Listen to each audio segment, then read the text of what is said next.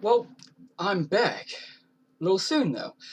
I have done this time Sky High Studios. She is an Australian furry YouTuber as well.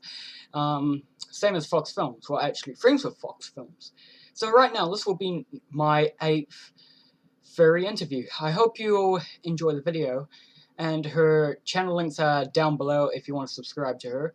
I highly recommend that you do. Me and her had a great chat, and I will see you all later on. Possibly Wednesday, since I got another one. Make a glitch. Maybe. But anyway, I hope you all enjoy the video. Okay, everyone, I have got Sky here, and I'm just going to ask some questions. Hello. She is an Australian furry YouTuber with 36,000 subscribers, well, over that. And yeah, here we go. How did you find the furry fandom?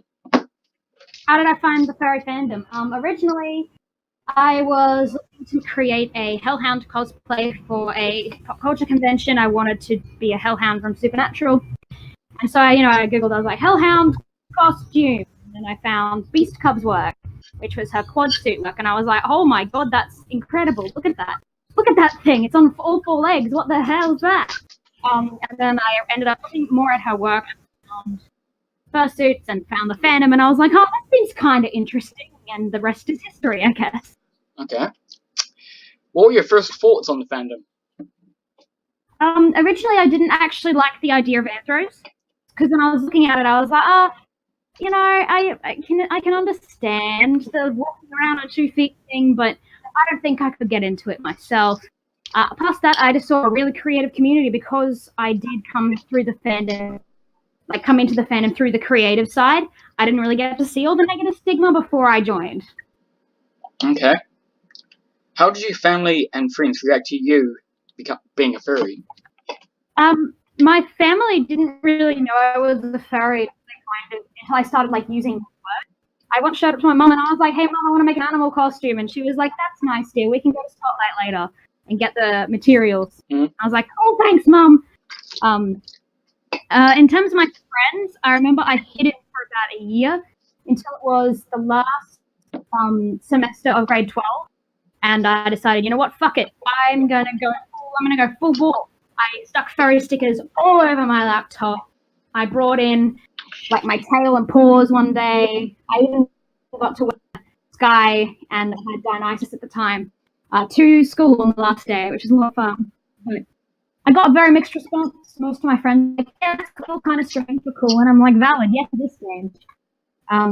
But then there were some people who I wasn't particularly big fans of anyway, kind of went, oh, it's fucking weird. I was like, hey, don't care, haha, type deal. But yeah. Okay. What is your sexuality? I am pansexual and polyamorous. Okay. Why did you want to become a furry? Why did I want to become a furry? I don't think I ever necessarily wanted to be. The furry. I didn't choose the furry fandom. The furry fandom chose me. No, I'm kidding. But basically, I just thought it was a really creative community, and that was something that I wanted to be involved in, mainly for their attitude towards art and artists and that kind of stuff. It appealed to my inner theatre student, so I was like, yes, I like this. I'm going to be part of it. Okay. Wait, for a second there, I thought the video just crashed. Okay. What is your persona, or personas if you have multiple? Well, I have my main persona. This is Sky. Use basically me as an animal, pretty much. So I picked a wolf dog, which is a wolf cross another basic canine. Sky herself is a optical cross Samoyed. So she's poof. I need to make her a little bit more poofy, I think. But I chose her when I was designing her back when I was 15. I kind of sat down and I was like, wolf persona. And I was like, okay, you know what? I like white. The white looks really cool. I'll take that, make a white base. I was like, okay, this one has freckles around it. So I kind of like that. So I'm going to put it and around my belly, a blue belly. Okay, keep it plain still. Add the black and white paws. Yeah, that looks good. And I'm going to slap some wings on there because I would really like to fly. Okay.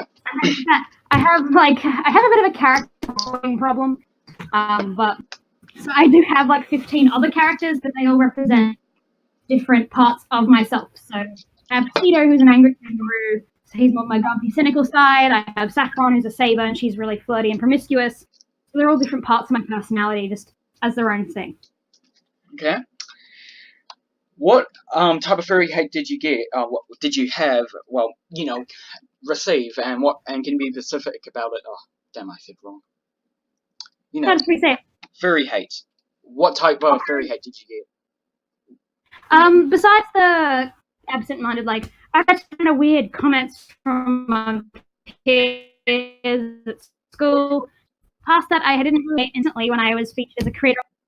I got a couple of, ooh, it's a furry. I'm like, great, cool, dude. I don't care.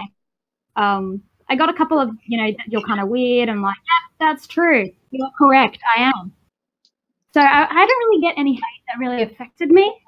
Like, it's pretty easy to shrug off once you realize that, hey, these people probably have something wrong going on at home if they're harassing a 19-year-old girl. So. Okay. Is anyone else in your family a furry? Well, funny thing is my dad no one in my family is a furry per se.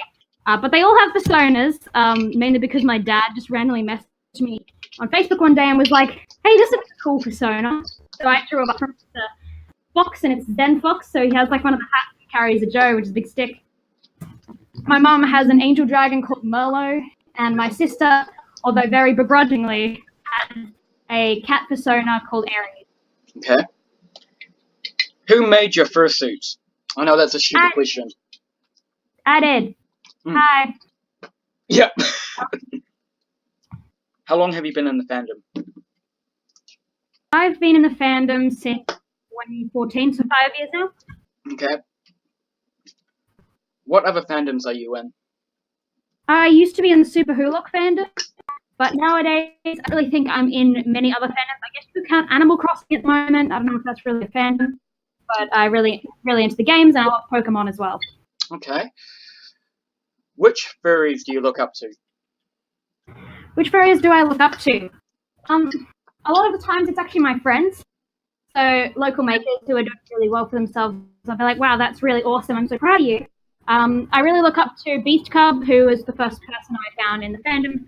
Her stuff is amazing, and she has such a unique style to her, and that I really appreciate. Sparky Can Do, she's lovely and is making incredible fursuits and making super amounts of money from it. So that's like what I aspire to be. I'd love to be able to have like enough money to buy a house, and actually, in this economic climate, buying a house is a dream, especially for somebody who works from home as an artist. But yeah. Okay, well, that's all the questions now, and thank you for the interview.